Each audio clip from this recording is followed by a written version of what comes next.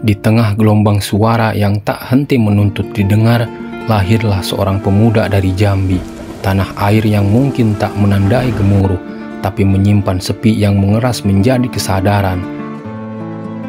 Namanya Ferry Irwandi. Perkenalkan, nama gue Ferry Irwandi, warga sipil biasa yang menjalani kehidupan yang biasa-biasa aja, buat yang baru tahu. Sebuah nama yang bagi sebagian orang hanyalah deretan fonem, tapi bagi mereka yang bersedia diam, mendengar dan membaca dalam hening, ia adalah peristiwa tafsir tentang eksistensi manusia modern yang menggigil di bawah cahaya gawai. Ia bukan sekedar YouTuber, bukan pula aktivis atau edukator, sebagaimana media dengan cepat menamainya. Ia adalah simbol dari kesadaran yang patah antara harapan orang tua yang ingin anaknya mapan dan suara batin yang menolak kenyamanan sebagai bentuk kompromi terhadap kebenaran. Makanya kalau ditanya orang, kenapa lu jadi YouTuber, kenapa lu jadi konten kreator, ya karena uang. Ferry pernah duduk di kursi birokrasi, angka-angka, laporan, dan ruang meeting. Di sana ia menyadari bahwa kejujuran tak selamanya memiliki kursi dalam ruang kekuasaan. Maka ia pergi, tapi bukan pergi dalam artian mundur. Ia pulang ke dirinya sendiri, dan di sana ia temukan medan perjuangan baru, layar kaca kecil bernama YouTube. Kenapa gue alih profesi dari seorang pegawai negeri sipil di sebuah institusi yang menjadi idaman banyak orang menjadi seorang konten kreator? Ya jawabannya simpel ya, apalagi kalau bukan karena uang yang lebih menjanjikan gitu dan lebih ringan gitu beban moralnya. Dalam videonya bukan sekedar informasi yang ia bagikan, melainkan refleksi tentang absurditas. Ia bicara soal pajak, tapi sesungguhnya ia sedang membongkar cara manusia menghamba pada sistem yang diciptakannya sendiri. Ia bicara soal stoikisme, tapi sejatinya ia sedang menyusun ulang tanya, apakah hidup yang baik itu berarti hidup yang tenang, atau hidup yang gelisah namun jujur? Ferry tak memaksakan dirinya menjadi tokoh, justru karena itu publik menjadikannya satu.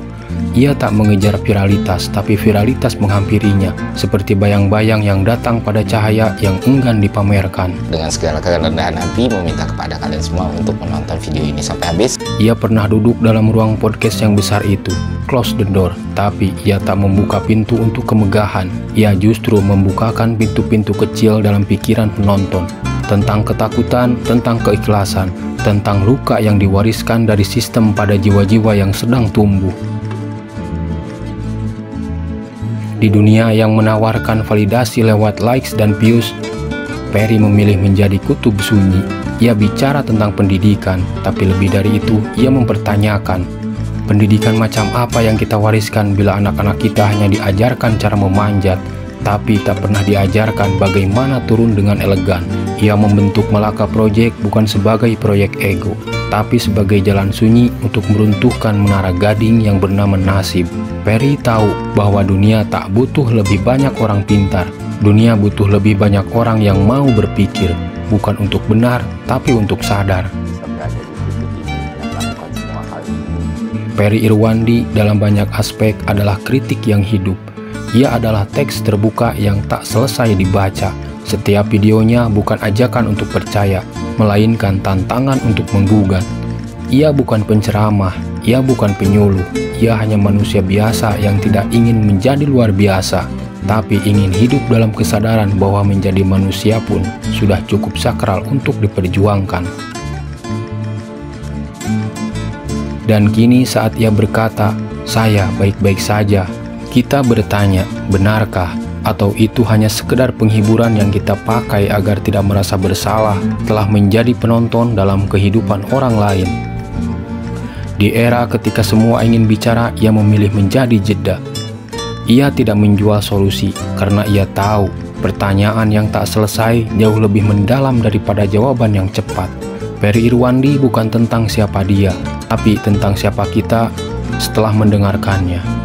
Karena sejatinya dari dunia yang bising ini, kadang hanya dari sunyilah kita belajar mendengar. Dan sejauh ini gue terima kasih kalian sudah mendukung, mensupport, dan nonton video-video ataupun konten yang gue bikin. Semoga kita bertemu di lain waktu. Semoga apa yang gue lakukan selama ini punya manfaat buat kalian. Gue minta maaf kalau ada salah kata dan perbuatan. Terima kasih telah menonton. Semoga konten ini bermanfaat. Sampai jumpa di konten selanjutnya. See you.